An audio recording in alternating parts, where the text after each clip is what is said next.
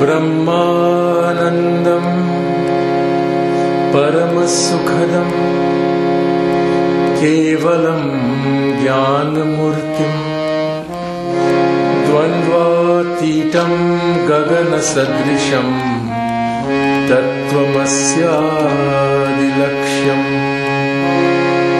एकं नित्यं विमलमचलं सर्वदी साक्षिभूतं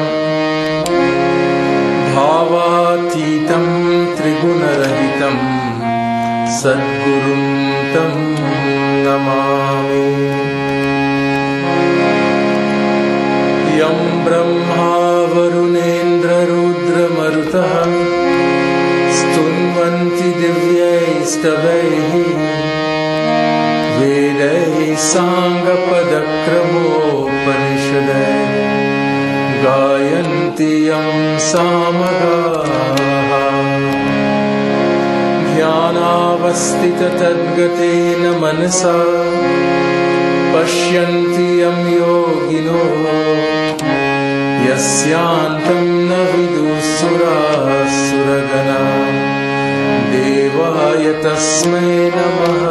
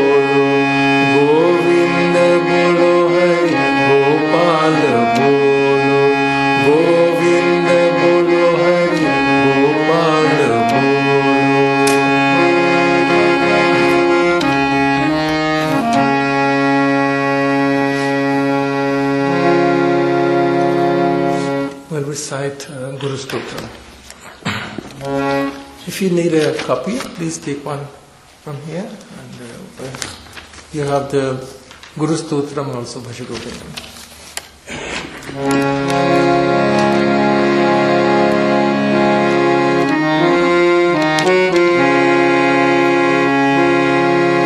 अखण्डमण्डलाकारं व्याप्तं येन चराचरं तत्पदं दर्शितं येन तस्मै श्री गुरवे नमः। अज्ञानतिमिरान्धस्य ज्ञानाञ्जनशलाकया चक्षुरुन्मीलितं येन तस्मै श्री गुरवे नमः। गुरुर्ब्रह्मा गुरुर्विष्णु गुरुर्देवो महेश्वर गुरुरेव परं ब्रह्मा तस्मै श्री गुरवे नमः। स्थावरं जङ्गमं व्याप्तं यत्किञ्चित् सचराचरं तत्पदं दर्शितं येन तस्मै श्री गुरवे नमः। चिन्मयं व्यापितं सर्वं त्रैलोक्यं सचराचरं तत्पदं दर्शितं येन तस्मै श्री गुरवे नमः। सर्वश्रुतिशिरोरत्न विराजितपदाम्बुजः वेदान्ताम्बुजसूर्यो यः तस्मै श्री गुरवे नमः। चैतन्य शाश्वत शान्तो व्योमातीतो निरञ्जन बिन्दुनादकलातीत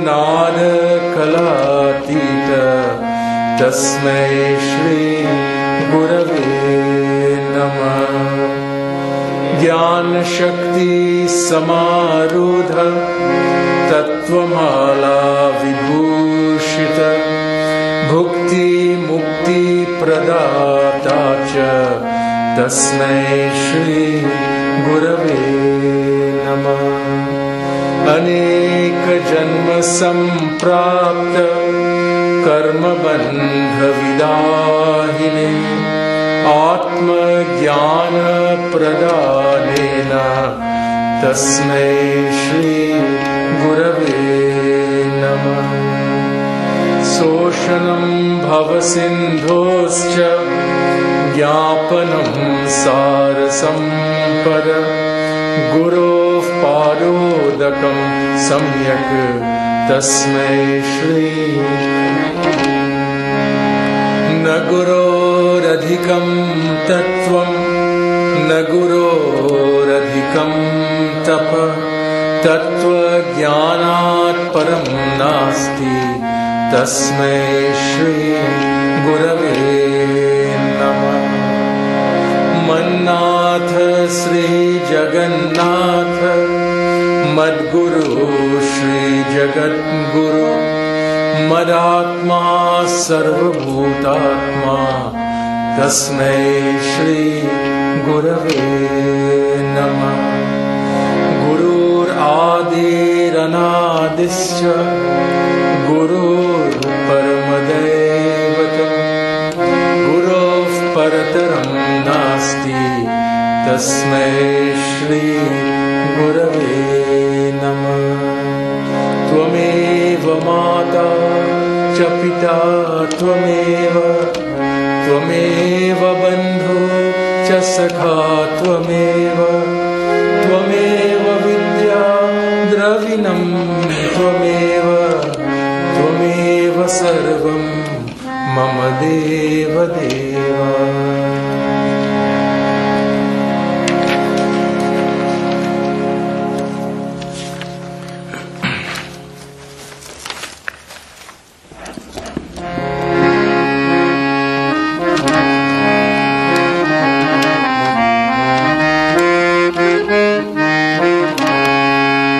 भज गोविन्दं भज गोविन्दं गोविन्दं भज मूढमते। भज गोविन्दं भज गोविन्दं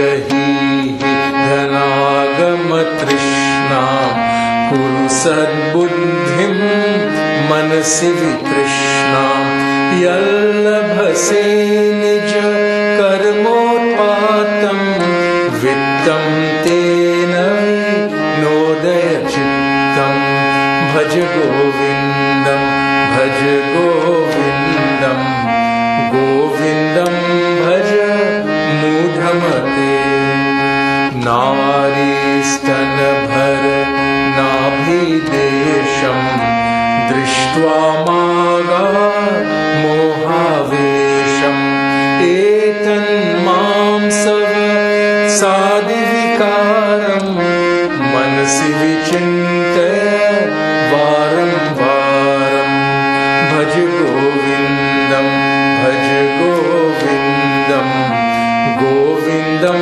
भज मूढमते नलिनी दलगत जलमतितरलं तद्वज्जीवितम् अतिशयचपलं विद्धि व्याध्यभिमानग्रस्तं लोकं शोकः तं च समस्तं भज गोविन्दं भज गोविन्दं गोविन्दं भज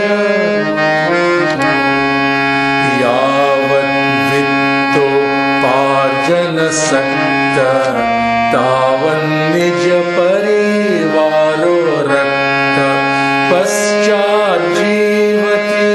जर्जर देहे वार्तां कोऽपि न पृच्छति गेहे भज गोविन्दं भज गोविन्दं गोविन्दं भज मूढमते यावत् पवनो निवसति देहे तावत् पृच्छति कुशलं गेहे गतवति वायौ देहापाये भार्यां विद्यति तस्मिन् काये भज गोविन्दं भज गोविन्दं गोविन्दं भज मूढमते सम्प्राप्ते सन्निहिते काले सम्प्राप्ते सन्निहिते काले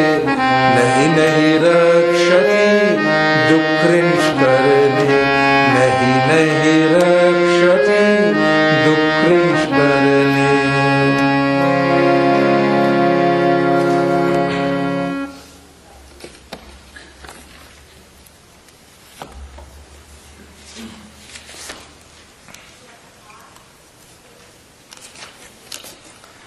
Namaste and welcome to Satsang on Bhaja Govindam. So we have studied the first 6 verses, which I know you've all memorized.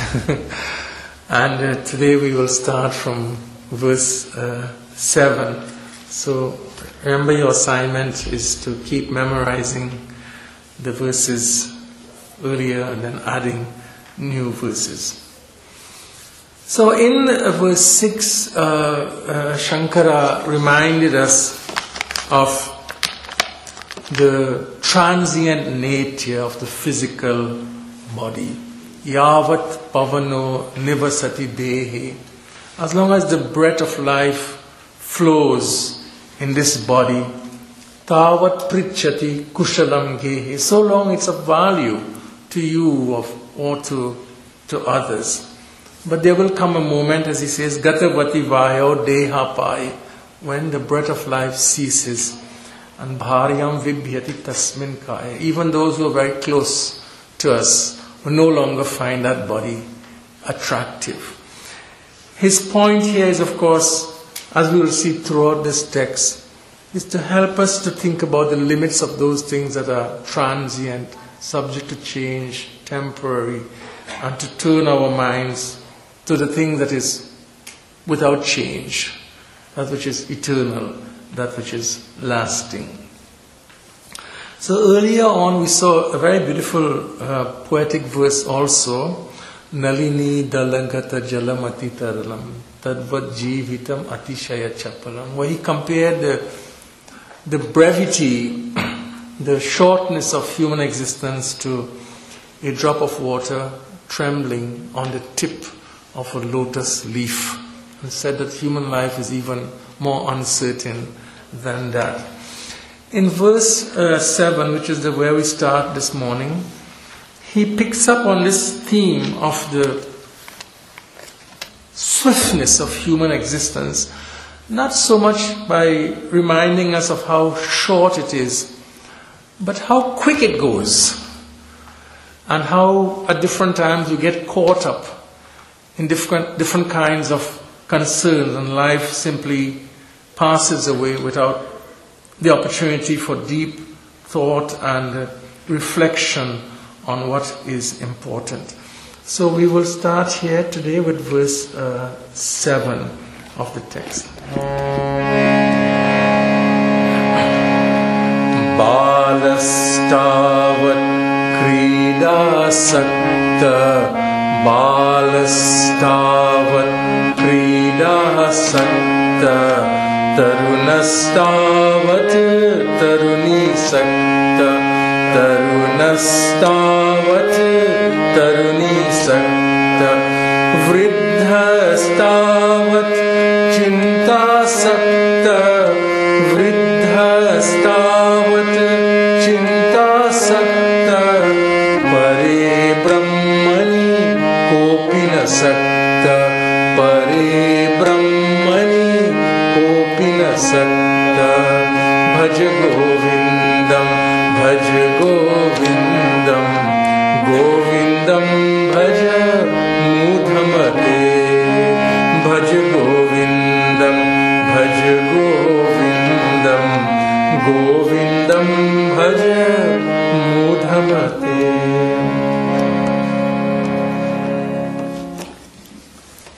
Now, if you wanted a copy, you can have one for classes. It's always helpful to have it before you. So in this verse, he sort of gives us a typical biography of many human beings, and how life slips away. Balastavat krida sakta. In childhood, life seems to move swiftly. We are attached to play, to krida.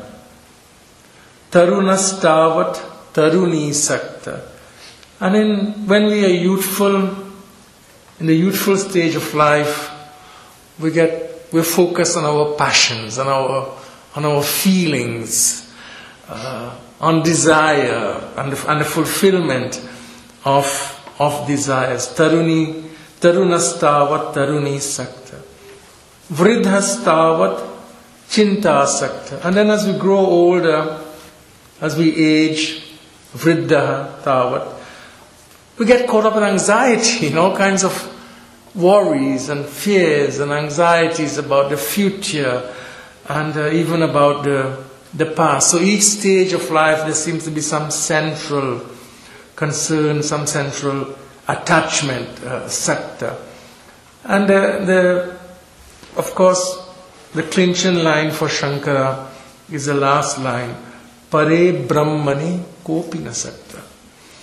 But in the supreme Pare Brahmani, in that supreme Brahman, in that absolute reality, Kahapi, no one is attached, no one is seeking, no one is focused. Of course, the important thing is, and yet our tradition teaches that is what everybody truly wants. That is, that the Pare Brahmani or Para Brahma is what everyone truly wants, because that's where fullness of human existence is to be found. That's where the peace or the fullness that we seek lies.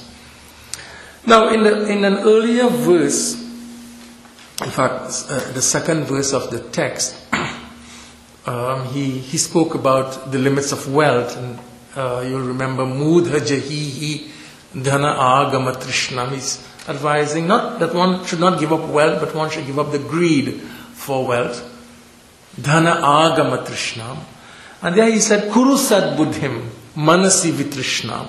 And that mind which is free from greed for wealth, that mind should be turned to what he calls the Sat, the truth. The Buddhi, the mind, intellect, should be focused or turned to Sat. In this verse, for the first time, he uses and introduces a different word. He introduces the word Brahman. And he says, Pare Brahmani, Kopina Sakta. So it's he chooses a different synonym, and therefore we are to understand from his use of a different word that the Sat, which he spoke about in verse 2, Kuru Sat Buddhim, is the same as the Brahman that he is identified here. Pare Brahmani Kopina Sakta. So here he says no one is attached to Brahman. There he says turn the mind to Sat. So Sat here is Brahman. Sat is defined as or understood as that which exists in all periods of time. Trikale apitishtati is Sat. That which was in the past, that which exists now in the present, and that which will be is called Sat. Sat is that which is free from all limits, all kinds of limitations. Limitations of time, which means it always is. Limitations of place means it's everywhere. So it's everywhere at every time is Sat. And therefore Sat is Brahman, because the word Brahman also means that which is free from all limits. Any kind of limit that you can think of, Brahman is that which is free from limits. Because it comes, the root of Brahman, the word itself comes from that which means big or limitless. So it's a sort of a verse of lamenting how quickly the human life passes, and how few think of what is really significant, what is really important, the ultimate, the absolute. We seem to spend our lives only in focusing on that which is changing, that which is transient. Now, so he ends verse 7 with the advice, or with the observation that no one or very few are attached to the absolute. So if you ask the question, and if you look at verse 8, and you ask the question, well, how does one get to understand? You're saying that no one is attached to Brahman, to Sat. Then the question naturally arises, then how do I learn about this Sat if I wanted to learn? What is the method? What should I do if I took your advice, Acharya, and I wanted to know about this Sat? What should I do? So in the next verse 8 of the text, he introduces the traditional method of learning about Brahman, or learning about Sat. So we turn now to verse 8, sorry.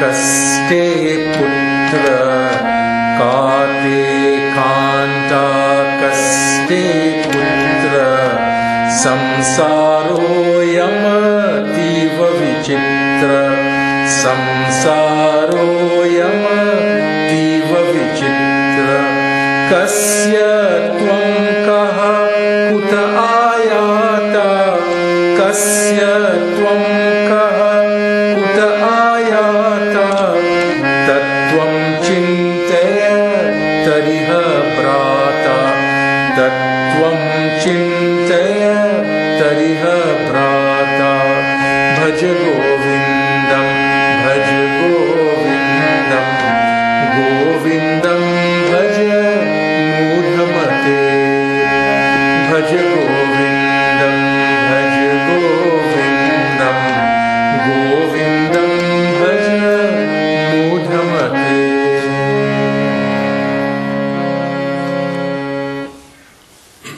So the three fundamental questions that are there for any kind of religious inquiry are summarized in this verse of Shankara, which is basically, who am I?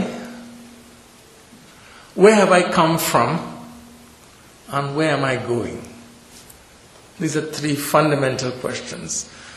Of course, which are not usually asked, as we saw in the previous verse.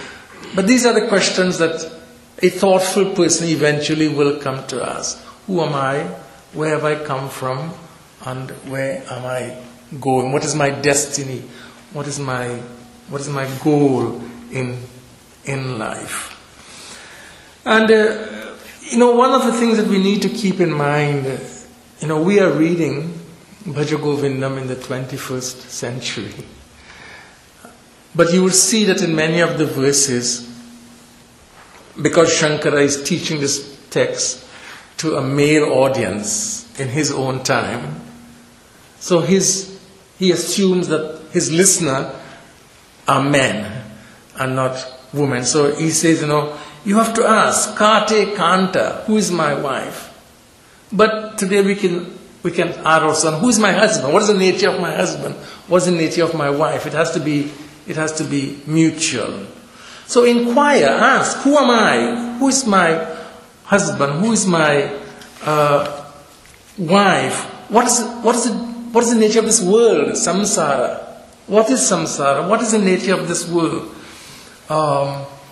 Kasya tvam, who are you?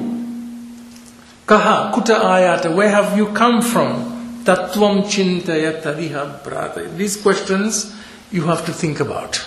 These are the questions for which you should seek answers. These are the questions that you should pursue. So what we are seeing here is the traditional method in our Hindu dharma, in our Hindu tradition, is to inquire, to ask questions. This is the method of knowing. You don't know unless you ask questions, unless you inquire. And as you know, traditionally also, our teachers don't teach unless you ask questions. Asking of a question indicates to the teacher an interest to learn on the part of the student, a readiness to learn. So knowledge was shared, but only in response to a request for knowledge that sort of establish what we call the adhikaritvam, the qualification of the student. So Shankara in this verse is pointing out that traditional method. Seek Brahman. How do you seek Brahman? You seek Brahman through the method of inquiry. And these are the kinds of questions that you ask. Who am I? Where have I come from? What is my destiny? Where am I going? What is the purpose of my life?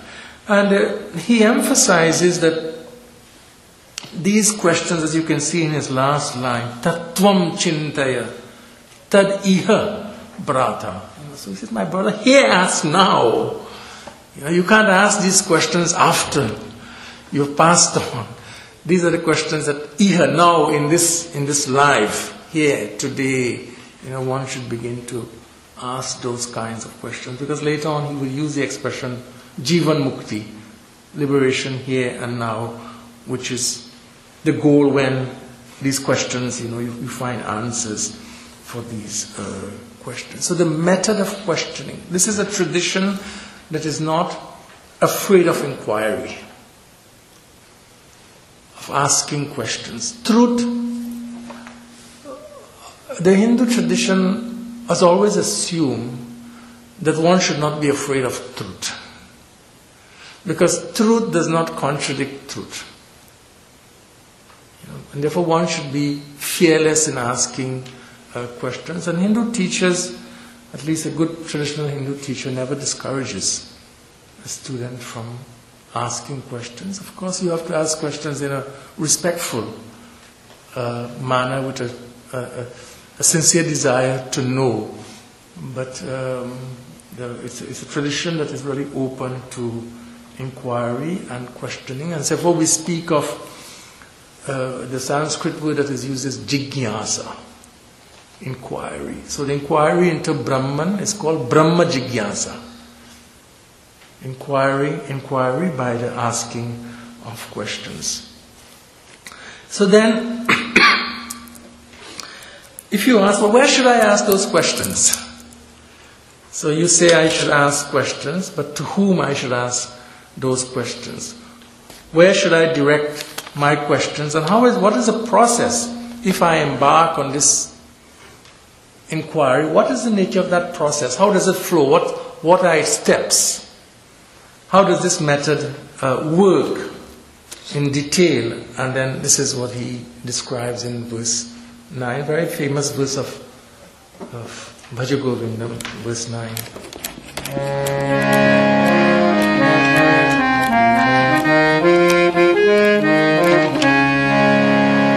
Satsangatve nisangatvam, satsangatve nisangatvam, nisangatve nirmohatvam, nisangatve nirmohatvam, nirmohatve nischalatatvam, nirmohatve nischalatatvam, nischalatatve jivana mukti, nischalatatve jivana mukti, satsangatve nisangatvam, nisangatve nirmohatvam, nirmohatve nischalatatvam, nischalatatve jivana mukti. Bhaja Govindam, Bhaja Govindam, Govindam Bhaja Mudhamate. So you can see, the very beautiful poetry of Bhaja Govindam. It's not only a profound philosophical text, but it presents deep philosophy in this very beautiful mode of poetry and use of Sanskrit meters and rhymes. So in verse 8 he says you have to ask questions. Who am I? Where have I come from? Where am I going? Verse 9 he tells us where you should ask those questions and how that process of self-development, the process of self-unfoldment works. So satsangatve nisangatvam. Here he uses a word that is very familiar to all of us, satsang. Satsang. So previously, he said sat buddhi. So where do you learn about the sat? Sangha, company, in association with, spending time with sat. But here it means the teacher. Satsang is the company of the wise, of the virtuous, of those who know. So this inquiry is to be conducted in the presence of those who know, the wise, those who know the Sat, those who know Brahman. So that's called satsang. Satsang is the company of those who know Sat, those who know Brahman. And this is something that it's worth thinking a lot about, because it's something that our tradition comes back to again and again. Almost every major text commends the company of the virtuous, the association with those who are good as something that is necessary and valuable and transformative for us. The impact of one human being on the other. That knowledge is, the idea here is that knowledge, spiritual knowledge, is best sought from someone who has made that knowledge a part of what he or she is, who has assimilated knowledge well. Certainly a lot can be learned, and this doesn't take away from that fact that one can learn a lot from reading and inquiring on one's own. But there's something very special about that personal learning from someone who has embodied who embodies that wisdom and with whom one can be in dialogue. You can be in dialogue with a text for only so far, but that's very different from the dialogue that you can have with a living teacher. So the text begins and commends satsang, that asking questions from the teacher. It's what Shankara is saying here. It's been reiterated in so much of the other texts. Bhagavad Gita speaks about pariprashnena sevaya, asking many questions, Arjuna does it all the time in the Bhagavad Gita. So, satsangatve nissangatvam. Starting with satsang, or the company of the wise, the company of the good, leads to, how he's playing beautifully with the words, satsang, nissang. So through the teaching of the wise, through the teaching of the virtuous, learning from the wise, the first fruit is nissanga. Nissanga. So there arises detachment. Nissanga, detachment or misunderstanding of what is finite, this attachment to the finite, greed for the finite. So you come to appreciate, through satsang, you come to appreciate the limitations or the limits of what is finite. So if you think, if you think of satsang, using another framework of speaking, if you think of satsang as viveka, the ability to think clearly about what is eternal and what is non-eternal, what is finite and what is infinite. In Sanskrit, that process of thinking is called viveka. So the fruit of viveka is vairagya. The fruit of viveka is vairagya, which is deep understanding of the limits of the finite. We need the finite. There's a necessity for finite things, but what we are speaking here about is greed, attachment. So nissanga is also vairagya. Nissanga is vairagya. Satsangatve nissangatvam. And then the next step, nissangatve nirmohatvam. Nissangatve nirmohatvam. So, moha. So, nirmoha. Moha is confused understanding. It's ignorance, it's confused understanding, it's misunderstanding, it's delusion. It's the clouding of the mind. The mind is not clear, it is not transparent, it doesn't understand well. But through satsang and through a cultivation of detachment, nissanga, nissangatve nirmohatvam, then misunderstandings are dispelled. Misunderstandings are dispelled because you're growing deeper in understanding of truth and wisdom. And so when false notions, false understandings are dispelled from the mind, nirmohatvam, then he says nirmohatve nischalatatvam. So nischala means to move.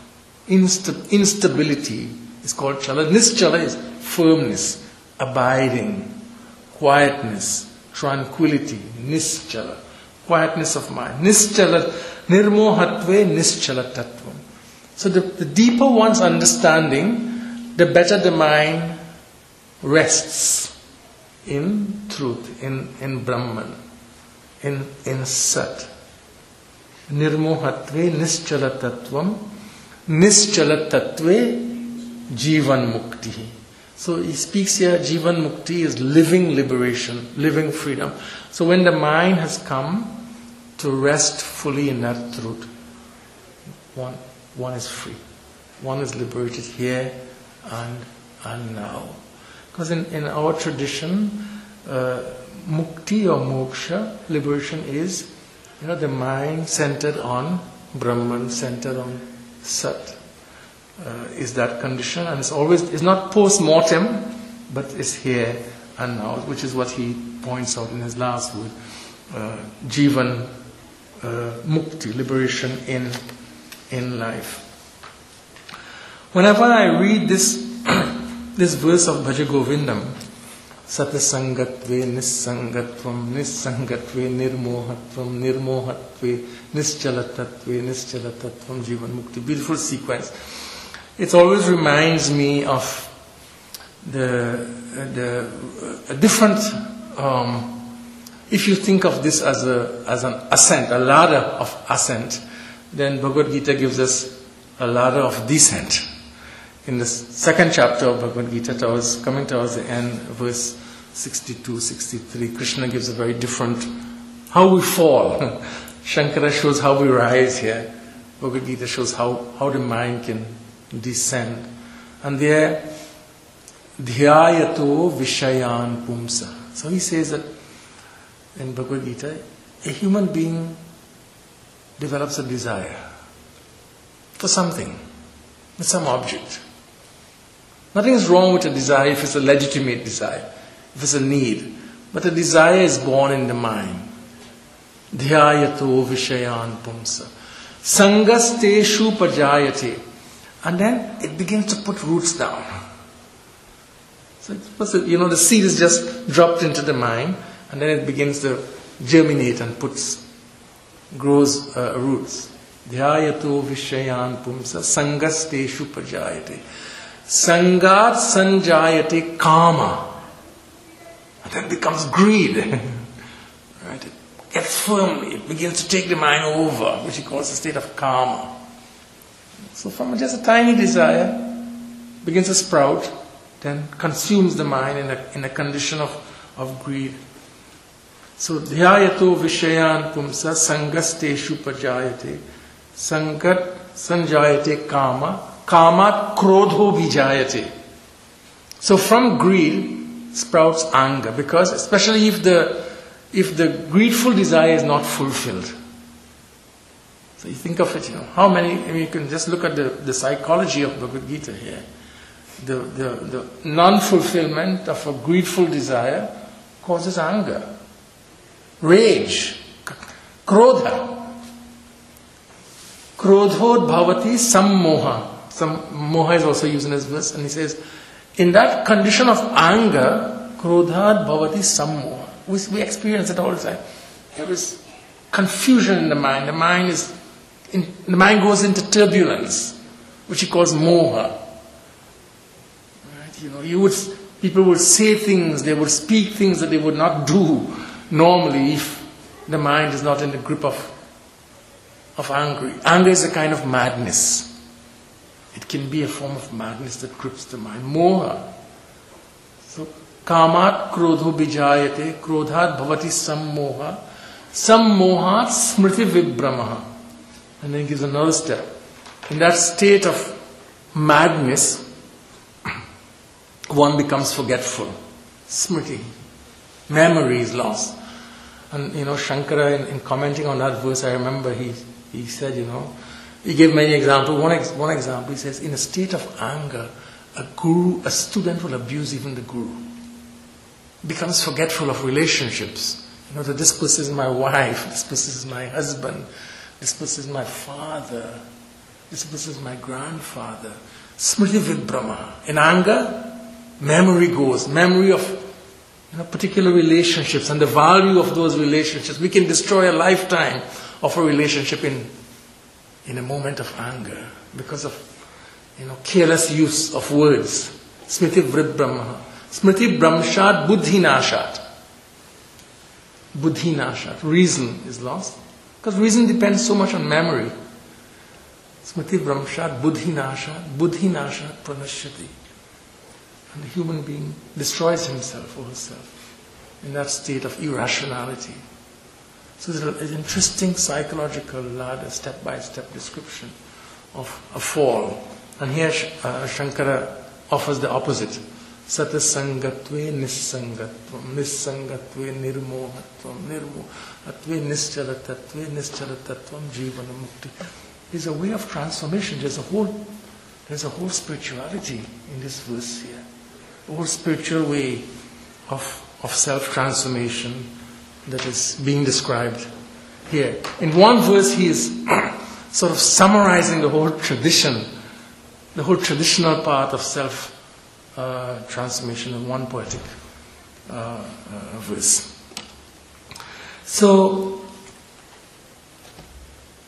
keep those two verses in mind. I think it's very useful if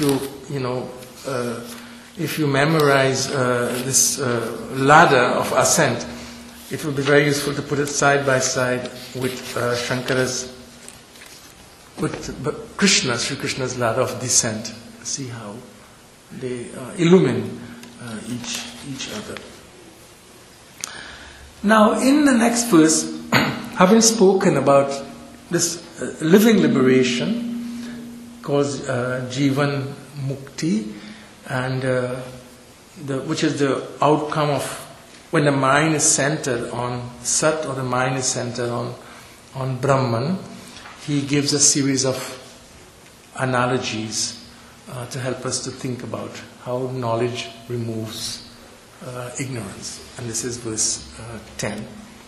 And each analogy is very striking.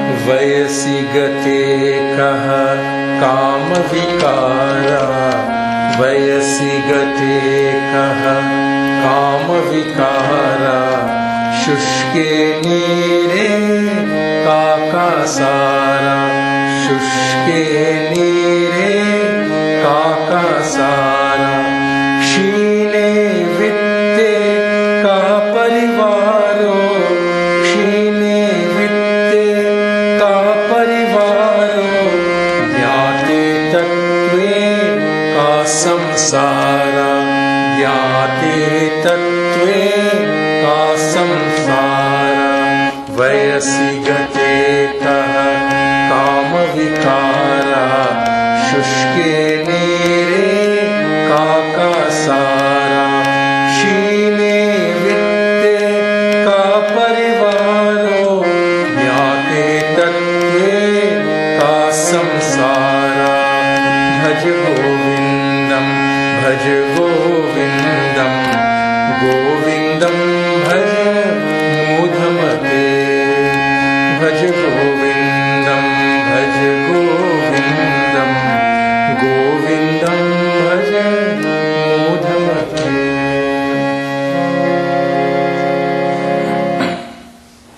So in each analogy, each example is to show a particular cause and effect relationship. That when the cause is not there, the effect vanishes, the effect disappears. So he starts with Vayasi gate kaha kama vikara. So, when youthfulness goes, when the youthful body ages, there isn't the same energy of desire. Again, naturally, it changes. So, when youth goes, passion that is associated with youth also ceases to be. Shushke nire ka kasara. Kasara is a lake. So if the water of the lake evaporates, there is no lake. A lake is a lake only if it has water. Without water, it just becomes an open space. Shushke nire ka kasara. Shine vitte ka parivaro. And if there is, when wealth goes, where are all the admirers? All the followers also disappear if your wealth disappears. Shine vitte ka parivaro. And then, of course, where he wants to come to, Jnate tattve ka samsara. And for one who knows the truth, he says, where is samsara? There is no samsara. Samsara vanishes. Now there are some important insights in this particular verse of Shankara that we need to keep in mind. The first is, coming back to the last line, Jnate tattve ka samsara. Where is samsara when the truth is known? Where is the lake when the water goes? Where are the followers when the wealth goes? And the first thing I want to say is that the word samsara here, I think it's it's a distinction to keep in mind, perhaps throughout one's study of the Hindu tradition, that samsara, while it is often used to refer to the world itself is sometimes called samsara. We live in samsara. I think that the deeper meaning of samsara is not the world, but a certain way of understanding life in the world. The world is not samsara. Samsara is a state of mind. It's a way of understanding, a way of looking, a way of perceiving the mind, and generally speaking, a wrong way of perceiving the mind. It is a way of perceiving the world which causes suffering and unhappiness to oneself and to others. After all, the world is just world. The world itself, the sun, the moon, the trees, the earth, friends, family, these are not problems themselves. They're not samsara. But samsara is a particular way of relating. Samsara defines a certain mode of relationships which should be transformed. So when Shankara says here, Jnate Tattve Ka Samsara, I think what he's saying is that when you know Brahman, because in the other, if you look at the other examples, this is where, analogies sometimes go only so far, and then the analogies break down. So if you take, for example, Shine Vitte Ka Parivar, when your wealth goes, then all of those who admire you and follow you, they simply disappear. They're no longer there. You no longer see them. But when Brahman is known, the world doesn't disappear. In the other analogies, the effect disappears. There is no lake without the water. There are no followers when wealth goes. But when one knows Brahman, the world doesn't disappear. The world remains, but the world is now seen in a very different way. So it's a transformation. What I'm speaking is, samsara is not the world, and wisdom is a transformation of how you live in the world, how you see the world, but not the non-existence of the world, not the disappearance of the world. And that's something that, Shankara discusses in some of his longer commentaries, where he says, that liberation is not the end of the world. He said, in fact, he said if liberation meant the end of the world, then the first person who achieved liberation, the world would have ceased to be. But the world remains. Liberation transforms how we live in the world, how we see the world. So when we think of samsara, I think it's very helpful to think of samsara as a particular way of thinking about existence, the meaning of existence, a particular way of seeing reality and not identified with the world. That's one important point about this. But secondly, Jnati Tattve, knowing the truth, then samsara goes. Now, we should always, whenever the word knowledge is used in a text like Bhaja Govindam, or I think again in Upanishads or Bhagavad Gita, there are two important things always to keep in mind about the use of this word jnana. Here he uses a derivative, jnate tattve, but the word jnana. And the first is that in our Hindu tradition, jnana is sadhana. Sometimes, when we think of knowledge, we think only of something occurring in the mind. Yes, the mind is important, but knowledge in the Hindu tradition is a process. It is a transformative process. It's not simply hearing some words. It's not simply word knowledge. Like we are using many words here, Sat, Brahman, and all of that. These are words, and we understand the meaning of words. So at one level, knowledge is understanding the meaning of words.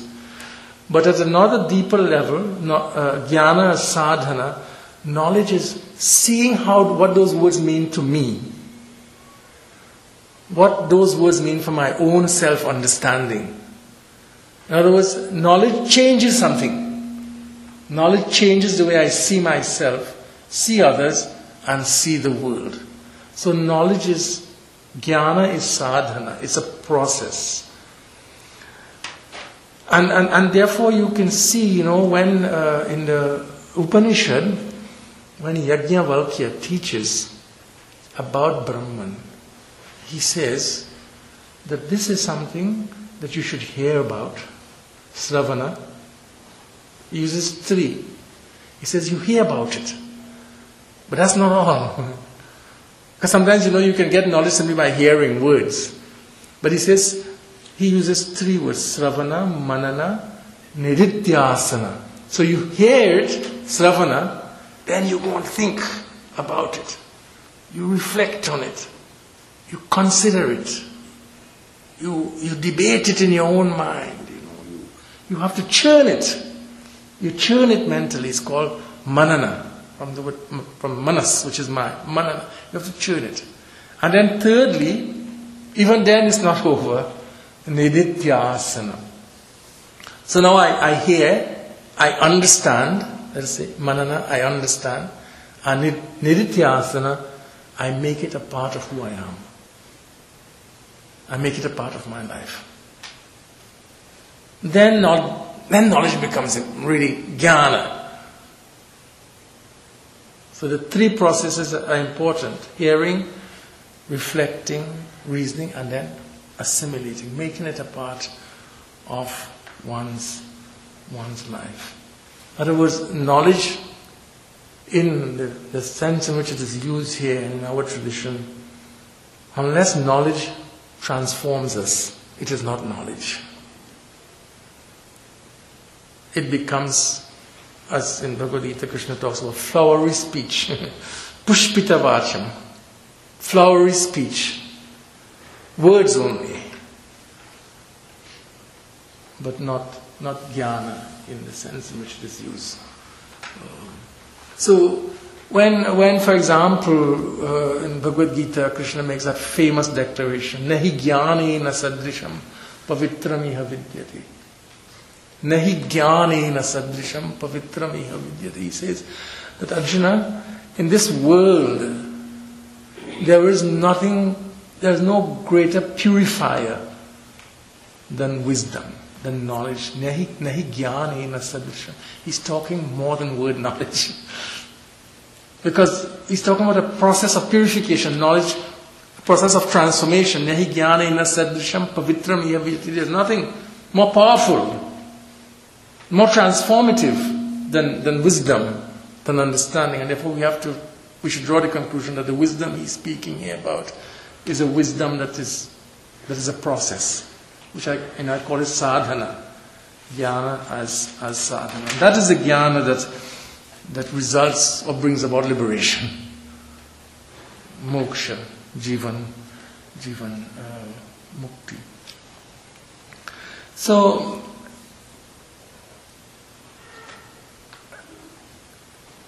knowledge is important in our tradition because of our understanding of the human problem as one of avidya, but that's something that we'll pick up a little more later with the next block of verses. So I will stop here today with these 4 verses, and then we'll see if you have any comments before we close.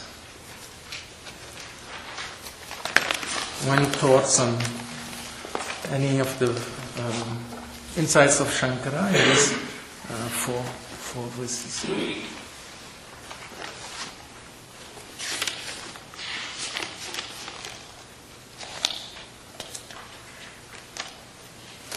So the structure of this text, as you will see, Shankara's contribution comes to an end very soon.